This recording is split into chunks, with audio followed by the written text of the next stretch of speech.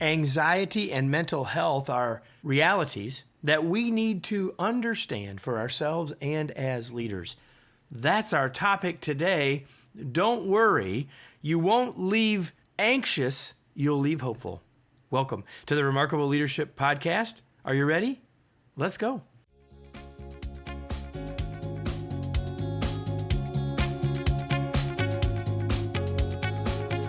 Welcome to the Remarkable Leadership Podcast. We are here each week to help you lead more confidently and make a bigger difference, both professionally and personally. This episode is sponsored by From Manager to Remarkable Leader, Kevin's flagship workshop based on his proven leadership model. Learn more at remarkablepodcast.com/manager. And now here's your host, Kevin. Our guest today is the man in orange, Chester Elton. Chester has spent 2 decades helping clients engage their employees to execute on strategy, vision, and values. His work is supported by research with more than 850,000 working adults, revealing the proven secrets behind high-performance cultures and teams. He is the co-author of New York Times and #1 USA Today and Wall Street Journal bestselling leadership books, All In, The Carrot Principle, and The Best Team Wins. He's also the co-author of a brand new book, Anxiety at Work, 8 strategies to help teams build resistance, handle uncertainty, and get stuff done. And anyone who's listening that doesn't want at least one of those 3 things, resilience, handling uncertainty, or getting stuff done, they're probably not listening anyway. Chester, welcome. I'm glad to have you, sir. Delighted to be with you, Kevin. And thank you so much for allowing us, I always say us, my co-author, Adrian Gostick, and I have been writing for a long time together, to get the word out about this huge issue, the #1 issue in the workplace, which is anxiety at work. So delighted to spend some time with you today. So let's talk about that, because having read the book, I know a little bit about the why behind this book, a little different than some of the other stuff you've written about, at least on the surface. And so what led you to pick this book, to do this topic? So great question. Adrian and I have been writing for 20 years together. This is actually our 14th book. And our sweet spot has always been corporate culture. You know, whether it was recognition with the carrot principle, overall culture with All In, teams, and leading with gratitude, which was a book we published last year. Well, when the pandemic hit, our publisher, Harper Business, said, "What else are you working on?" Now, normally, as you know, Kevin, you would not write a book every year. That's a high bar. That's a bar. That's a bar. And we had just released Leading with Gratitude the first week in March, just in time for the pandemic to hit and for everyone to literally stop buying books for about 3 months. So we said, well, we've been working on this anxiety book because we'd both had family members, sons, that had really struggled with anxiety. And we could see that growing in the workplace from the database we have. We have a database of over 1 million engagement surveys and 100,000 of our own, what we call motivators assessments. Initially, it was going to be a self-help book. And Harper Business says, well, you have no credibility in that space. As you know, as an author, stick to your knitting. Yeah. We know it's a huge issue in the workplace. We want it, and we want it now.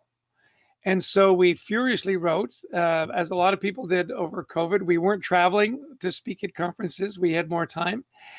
And because of our personal experiences, because of what the data was telling us, and for the demand in the marketplace, we cranked that out as fast as we could. Now, just one aside, I was doing another podcast the other day, and the interviewer said, well, how do you go from leading with gratitude to anxiety at work? Like, isn't that a 180-degree shift?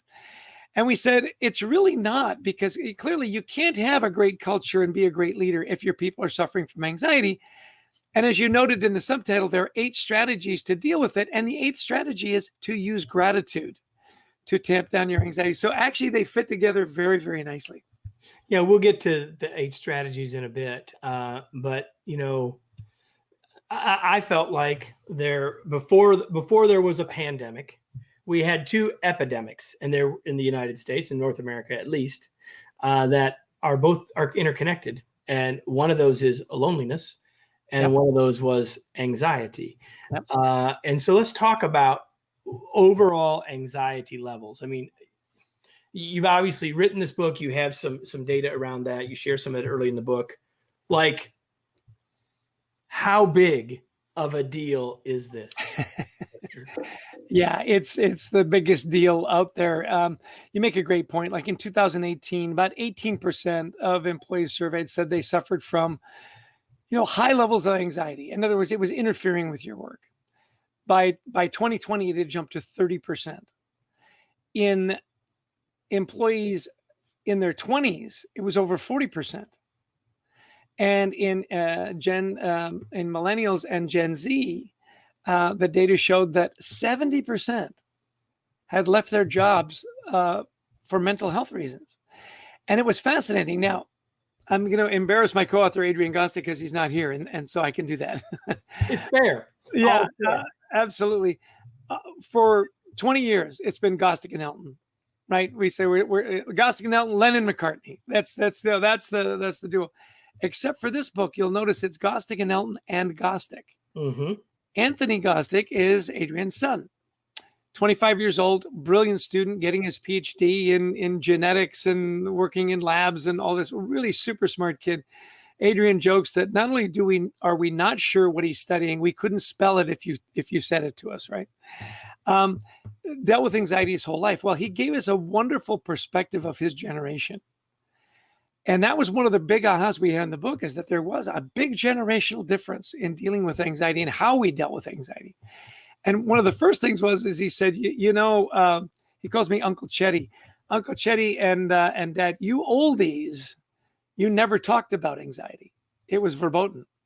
He says, my generation, it's all we talk about. And we say, if you can't talk about it, how can you solve the problem? So that was a wonderful insight and played out throughout the research and the interviews we did, that this younger generation is not shy about talking about it.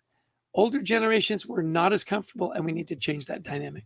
Well, and related to that, and I didn't know, I mean, for those of you that don't know, this is not scripted, right? We are working without a net here. And I was thinking, for all of you, most of you are listening and not watching. You can always watch us at remarkablepodcast.com or on YouTube. But if you were watching us, you could see that we are of roughly the same age, right? And plus or minus. And we are not in that age where we talk about it all the time. And for leaders of our age and generation, this is a big aha/red flag. We can't just throw this under the rug. We can't just poo-poo it. We can't just say, oh, get over it. I mean, what would you say to that? Well, it is really interesting. We were always very uncomfortable about it. It was a sign of weakness. I used to joke that if you admitted that you had a therapist, you were a New Yorker. It was the only place where it was acceptable. Everybody in New York had a therapist, right? And I will tell you an interesting story, because just the other day, my son, who works for American Express, is working from home and working from our home. We've got better Wi-Fi, right? And he said, he said to me, Dad, did you ever think that you would be a champion for mental health? Because when I was a kid, you sure were not. And I said, yes, sometimes we come to it late in life. And I distinctly remember, and Kevin, you've maybe had the same experience. I grew up in sales, a lot of pressure, right? Working in New Jersey, driving all over the place, selling all our wares. And I remember I was involved in 2 or 3 projects at the same time. And one of my best friends at the company was the CHRO, Kay Jorgensen. And as we start talking, and I was, got on a rant, ended up driving 90 miles an hour down the Garden State Parkway. Luckily, not a school zone, right? And she said, Chester, you know what? You need to take some time off and you need to get some counseling. And I said, absolutely not. She said, why? I said, I'm a sales guy. I can't take a month off or a week off. Everybody would know. She goes, it's confidential. And what would you say, Kevin? Don't believe it. Absolutely do not believe you. It will get out. It will ruin my career. Trust me, I can power through. Well, as my kids started to deal with anxiety, what do you think my attitude to them was? Come on, power through. Suck it up, Buttercup. Suck it up, Buttercup. And that's why I think we as leaders have to be that's why I think this book is important to any of us. But I think for people of our generation, we need to take it more seriously because we're not leading us, right? Because we're not leading us.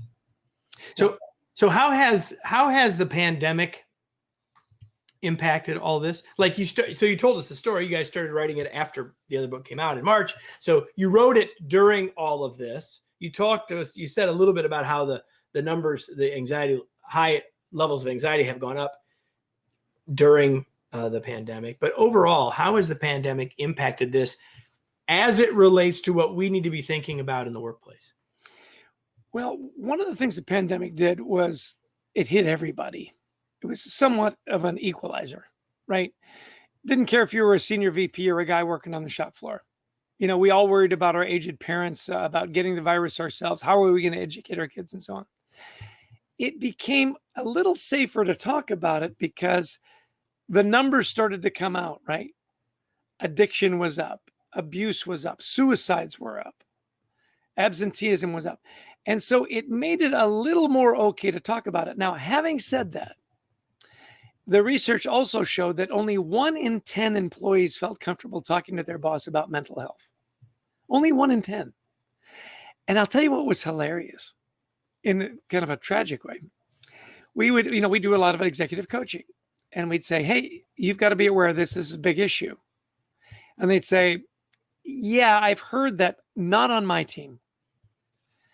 And I go, really? Oh, yeah, listen, we talk about everything. You can't believe the stuff they tell me. If they had an issue with anxiety, I would know about it. And you say, you know what? I got to tell you, you're wrong. They're afraid to talk about it because it's stigmatized. So as we coach leaders up, and we talk about this in the book, we said, look, first, you've got to normalize the conversation, which means it's a health issue. Somehow we say it's a mental health issue. Everybody goes, ooh, drugs, medication, weakness, right? Look, you therapy, can't, right? Yeah, exactly. Right. You can't be physically healthy if you're not mentally healthy. We all know that. You go through times of stress or whatever, and what deteriorates? Everything deteriorates, not just your mental health, right? So first you got to normalize the conversation and make it safe. Secondly, you got to destigmatize it. Look, if you were out skiing and broke your leg and needed time off, we'd go, absolutely. Well, if your brain is getting a little broken, we got to do the same thing. And so the question is, so how do I do that? How do I normalize it? How do I take the stigma away from it? And the third one is empathize. Talking to a leadership coach, and I love your opinion on this, Kevin. He said, a couple of years ago, if you'd talked to me about the critical characteristics of great leaders, I'd say authentic, transparent, good communicators. He said, you know what it is right now? There's only one: empathy. I wrote a blog post, I don't know, last May, maybe late summer. And I said, we are living in the age of empathy. I literally got off of doing a keynote with a large American retailer about a half an hour before you and I got on here. And just for everyone's context, we don't know when you're listening to this, but we're in late May of 2021 as we're having this conversation. And one of the things that I said to them is, one of the things that I hope comes out of, one of the good things that comes out of all this, I hope, is that leaders will finally realize that they have to be empathetic.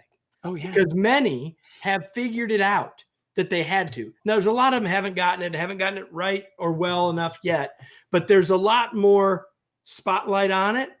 And my hope is that a lot of them will have created a new habit. Yes. And I love when you say new habit, because you can learn to be empathetic. Absolutely. 100%. Sometimes we think about that and go, well, either you're empathetic or you're not. It's kind of like you're born with that gene or you're not. No. And I'm not. It sort of gives you an excuse to not do it, right? Yeah. Well, that's what my wife does that in our family, not me. That's my wife that does that. Right. Women leaders are going to be better at this. Yeah. And it's absolutely not true. And I love the distinction because it's often confused between sympathy and empathy. Sympathy is, oh, isn't that hard? Yeah, I'm strong, you're weak. I can help you on this.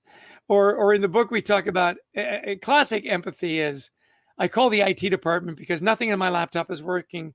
And the IT guy says, bummer, dude. That's about as sympathetic as they get, right?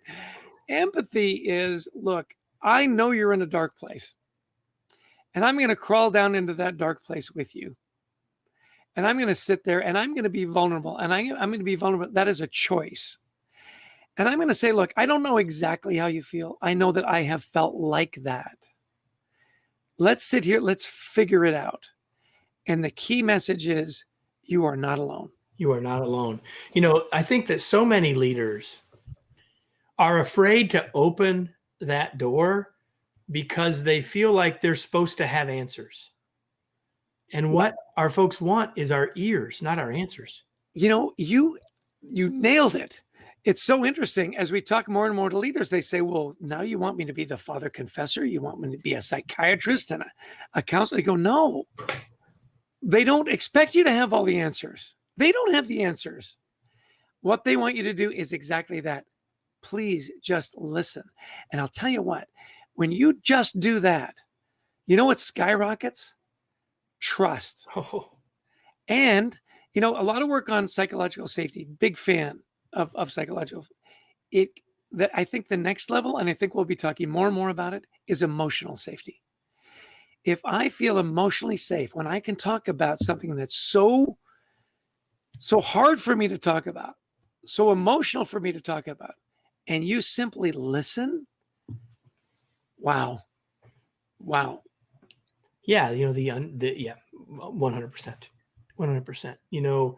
We've started to talk about some of the strategies in the book without being specific. The book subtitle says 8 strategies. Well, we don't have time to unpack them all. Besides, you all have to go buy a copy of the book, Anxiety at Work, 8 Strategies to Help Teams Build Resilience, Handle Uncertainty, and Get Stuff Done. So we don't have time to talk about 8. You already mentioned that one of them is gratitude. It's the 8th one in the book, and it's clearly important. Do you have a couple of favorites, or maybe one that you just feel like in our conversation feels like the one we ought to talk about? Where do you want to go? It's like, who's your favorite child? Now, we all have one. We just don't say it out loud. Right? Really interesting conversations around being an ally at work. Now, there's a big movement around diversity and inclusion, and I think this fits very nicely. We talk about in the book, and I appreciate you not going through all 8 because then there'd be no reason to buy the book. The point is that we've all felt like the other at work. And what I mean by that is, go back to grade school when you were the last one picked for the baseball team, or the last one picked for whatever. Or you didn't get invited to the party. Exactly. Perfect example. Well, we have such a diverse workplace right now, and particularly because we've gone virtual in so much of what we do. You might be the only woman on the team.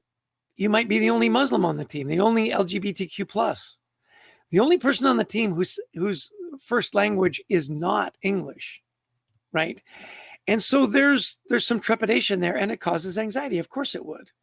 What's safe to talk about? Well, if you've got an ally at work, ideally it's the team leader. It doesn't have to be. Sometimes it's a team member, somebody that knows your story. Grew up in a small town in Michigan, right? Mm-hmm. Didn't go to state, didn't go to the University of Michigan, went to Purdue, right? I mean, that's part of your story. Yeah. And the idea there is if I know your story, it's a lot easier for me to be your ally, to defend you in some non-threatening situations that may seem non-threatening to the rest of the team, and yet critical for you. Guy was telling us, he says, look, I grew up Muslim. I'm a devout Muslim. We pray 5 times a day. 3 of those times are going to be while I'm at work. I need a place to go. And if you're calling meetings during my prayer time, it makes it really hard for me. And so once, you know that story and that's really important, it's easy. It's easy, but it's not easy until you know that. Exactly. Right? Or I'm gay. Do I put a picture of my wife? up on my desk. Is it okay to talk about that? Or will I be judged and will I be looked at just a little differently? So we really encourage leaders to say, look, you want to have a great culture, you want to have a great team, you want to get great diversity and all this kind of stuff. You're going to have to work at it. So we're going to ask you to do a little more. Trust me, when you do it, you'll love it. And that is, take the time to have one-on-ones with your team and learn their story. Hey, tell me a little bit about yourself. Where'd you grow up? Tell me about your family. Tell me about your food. You know, as we traveled internationally more and more with our books, there was always two things you could talk about that were safe: religion and politics. No, I'm kidding. It was food and family. You could always talk about food and family. I love the leaders. And you can build connection from those two things. Oh, are you kidding? You know, I love, pre-pandemic when we'd say, hey, it's going to be potluck Friday. Bring your favorite traditional meal. You know, maybe it's a spicy enchilada. Maybe it's, it's lo mein, maybe whatever it is. And, I grew up in Canada. I don't know what that would be, like a caribou burger or something. You put gravy on your fries. Is what there you go. Well, poutine. There you go. Yeah, exactly. Well, so, I had to Americanize it because people might not know. That's right. Well, the bean curds and their cheese curds. So, but the idea is, you're right, and you bond over that. Hey, and this was my mom's favorite dish, and this is what we always ate on the 4th of July or whatever it is. Now the stories make sense. The appreciation goes up. The connections go up, and you've got an ally. And boy, when you feel safe at work like that, anxiety levels have to come down. Now, here's an interesting thing, Kevin. You think of some of the most brilliant people you've known, and I know you've known a lot. Were they kind of anxious by nature? Some. Do you know what? In my case, almost all of them were.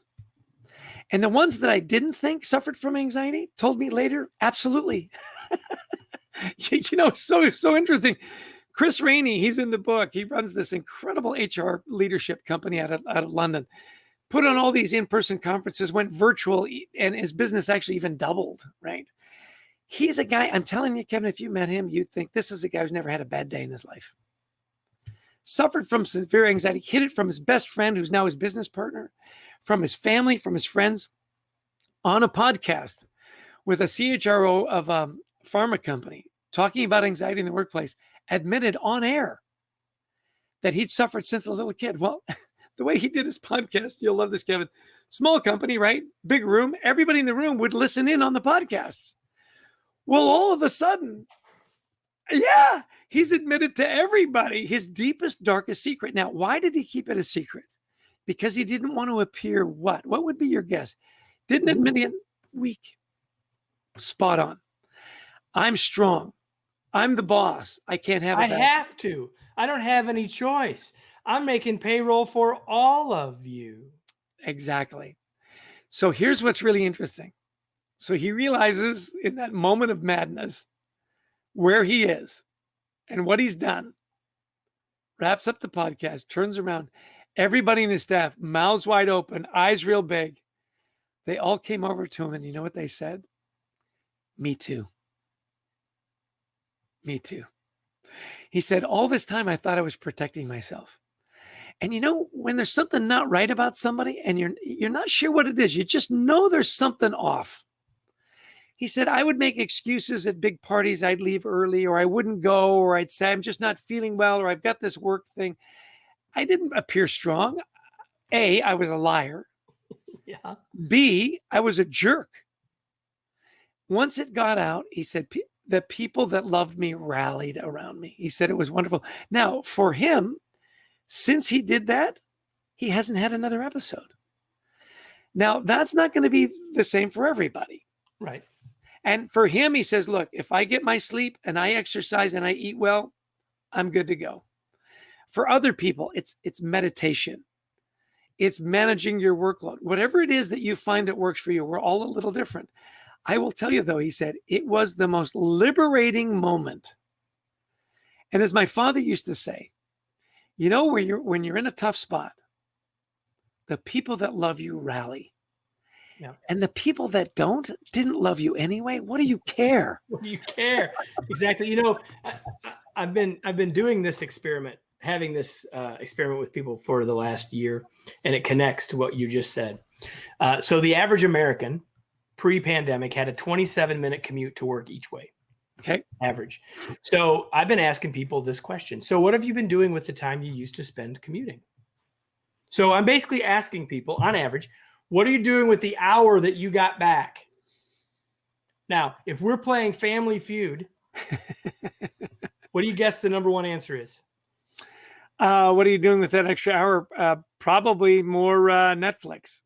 No. Number one answer, work. Oh, yeah. You know what? You're exactly right. Work has skyrocketed. Yeah. So here's where I want to go with this point. So work, here are basically the answers. Work, exercise, sleep, yeah. Reading, self-development, right? Hobbies, and then lastly, meditation, prayer, thought, etc. Now, take a look at those 6. 5 of them will help us with our anxiety. 1 of them will not. The number one answer, which is the work. one that will not. I would have gotten the red X on Family Feud. that was a horrible. No. Number one answer by far. Yeah.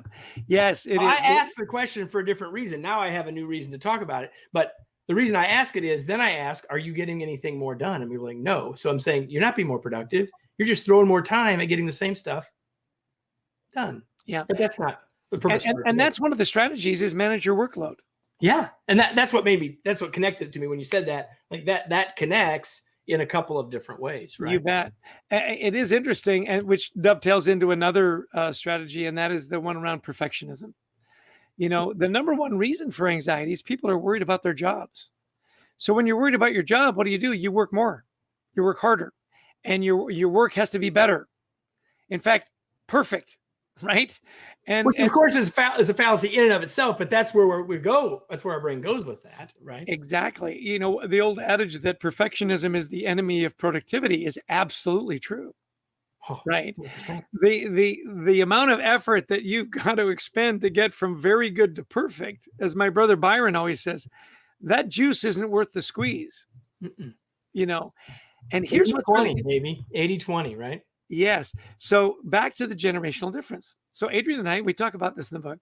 We're at this conference, and one of the older generation leaders says, boy, these millennials, they need so much recognition and praise. It wears me out. They want a brass band for showing up. You've heard all this, right? Oh, yeah. So Adrian, my co-author, very astutely looks over, and there's a table full of millennials, and they're all rolling their eyes and putting their heads down. So he bravely goes over and he says, well, is that true? And they said, well, not really. Here's what we're looking for. We're looking for feedback. We want to know, is what we're doing, are we on the right track? Because with the lack of feedback, what we're going to do is we're going to keep doing what we're doing in different ways over and over again until you tell us that, yeah, we're on track. I'm going to redo that report over the weekend 4 times because all you said was, got the report. Thanks. Ooh. Was it good? Was it what you were looking for? If not, what did I miss? Do you know what I mean? And anxiety levels go up. So obviously communication is a big part of this in managing workload. And that feedback that says, what are the expectations? This is the kind of report I need. Anything more than that? Yeah, I don't really need it. Don't sweat it. Now, well, and if we tell people what it's going to be used for, then we can bring their brilliance to the table and their own perspective, which will help too, right? Exactly.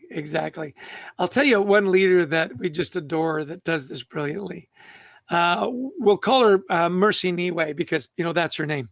And she works at the World Bank, and she's the classic duck syndrome, Stanford University, gliding along the top of the water, always get things done, billion-dollar smile.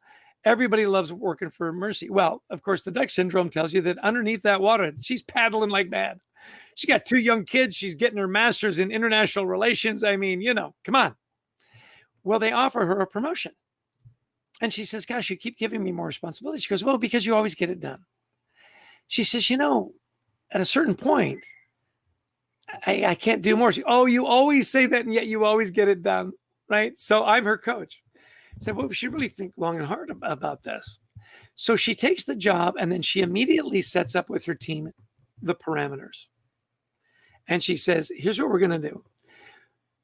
We're all burned out by Friday. We're all zoomed out by Friday. So here's what we're going to do. No meetings on Friday. We'll work like dogs Monday through Thursday. Friday is catch-up day. Get all caught up on your work because I don't want to see one email over the weekend. And of course, she's got to lead by example. Mm-hmm. So I love the leaders that go, yeah, well, that's our rule too. And said, but yeah, not for me. Yeah, you sent out an email to your team at 8 o'clock in the morning on Sunday. Yeah, but they know they don't have to respond till Monday. I go, no, they don't. In fact, you've stolen their time because even though they're not going to respond till Monday, they're going to be thinking about it between now and Monday. And that's not fair. And by the way, even if you truly don't want them to, it doesn't matter. They will. Of course they will. Because they wouldn't. They're not the people you wanted to start with. So I got to, there's a question I wanted to ask. I probably should have asked it earlier, but I want to ask it now. So we got a lot of people listening, and we were talking about mental health. I mean, obviously everything we're talking about is related to mental health, but I'm going to go back to those two words, mental health, right? A lot of leaders are going to say, well, let me just, especially if they're in larger organizations, I'm just going to hand that off to EAP. I'm just going to hand that off to HR, and we should have those tools and all that's awesome. But even if I have those tools, what's my responsibility in all this, Chester? Well, perfect example. Thank you for setting it up. I mean, think about it, not in the context of work. Think about it in relationship with your best friend. If you went to your best friend and you said, hey, I'm really suffering. I'm overloaded. I'm anxious. I'm heading into a dark place. And your friend said, ooh, you should probably talk to somebody else about that. Have you thought about medication? Let me refer you to an app. Yeah. How long would that person be your friend? Not very long. As leaders, we have a responsibility. There's a relationship there. Sure, there are EAP programs. You would think that right now, with anxiety being up, abuse being up, addiction being up, suicide being up, you'd think those EAP programs would be blowing up. And they're not, because people don't trust them. They don't trust that it'll be anonymous. I think it was Cisco. I was on this panel with the guys at HR Leaders, said that their employees, I think it was Cisco, said their employees were more comfortable talking to a bot than a real person because a bot doesn't gossip. That's tragic. That is tragic. So as a leader, you've got a responsibility to take care of your people. And like we talked about earlier, look for the signs. In the book, we give some tips.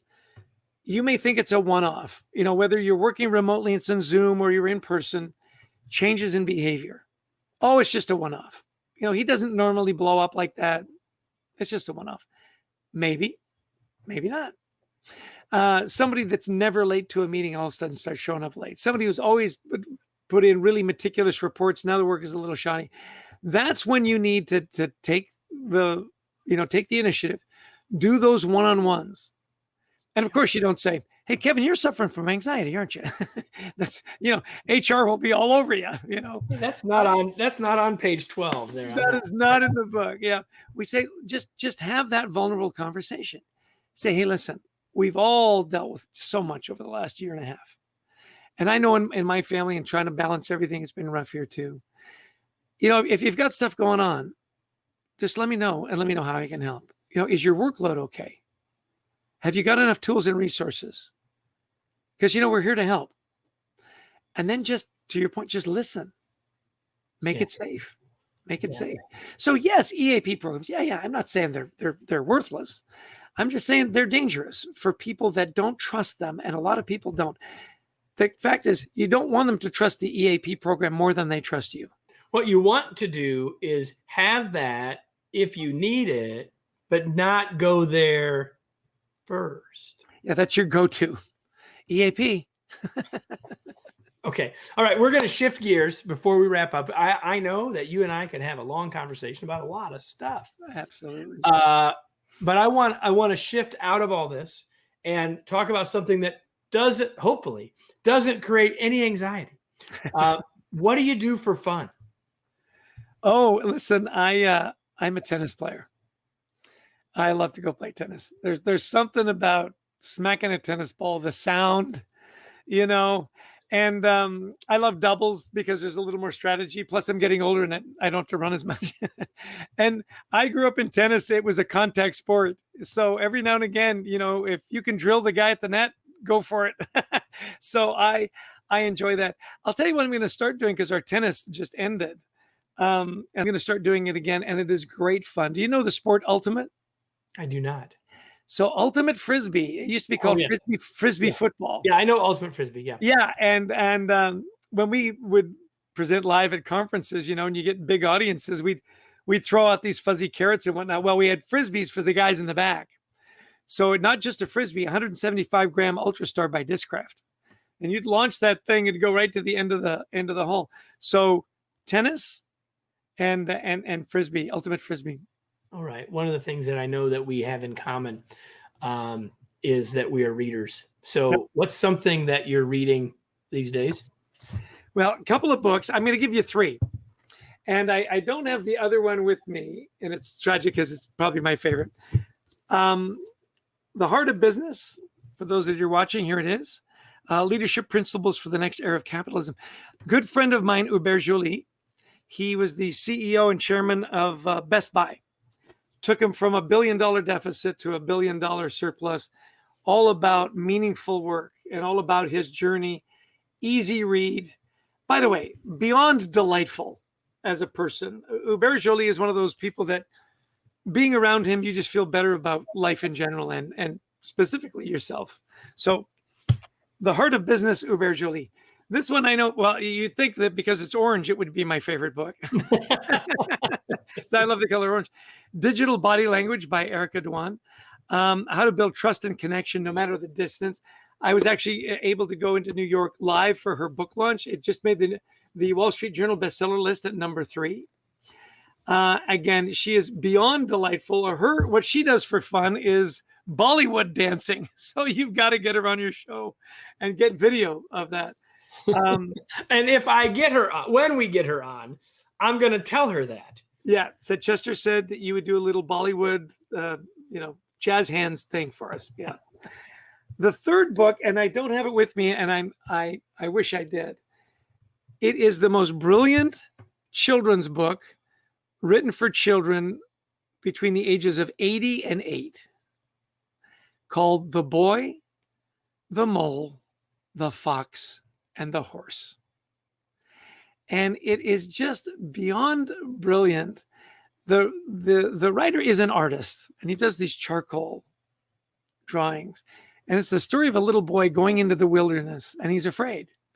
And he makes friends with this wise old mole. They free a fox from a snare, and they befriend a big old gentle horse. And they go through the storms. And you can just open it to any page, and there's just this wonderful drawing and a saying. For example, one of my favorites. The boy and the mole are sitting on the branch of a tree. And the mole asks the little boy, "What do you want to be when you grow up?" And the little boy says, "Kind." I love this book. Yeah. One of my other favorite panels is they've just been through the storm and the little boy's exhausted and he's laying on the back of the horse. And he says to this big, giant, gentle beast, "What's the most courageous thing you've ever said?" And the horse says, "Help." So as we wrap up around anxiety at work, asking for help doesn't mean you've given up. It means you haven't given up. And the message about don't go it alone. Everybody suffered. It's a very human emotion. Everybody's had it at a varying degree. And if you're in that deep, dark hole, find that ally. Get somebody you can talk to. Hopefully it's a leader or a teammate. Do not go it alone, because I'm convinced that the work that we can do with this book in normalizing, destigmatizing, and empathizing this subject, not only will it make for better teams and safer cultures, I honestly believe it can save some lives. Because when you're in that deep, dark hole, you go to bad places and you should never go there. And certainly if you're headed there, find somebody to pull you back. Do not go it alone. We've been talking with Chester Elton, the co-author of the new book, Anxiety at Work. Where can people learn more? Where do you want them to get a book? Where do you want to point people?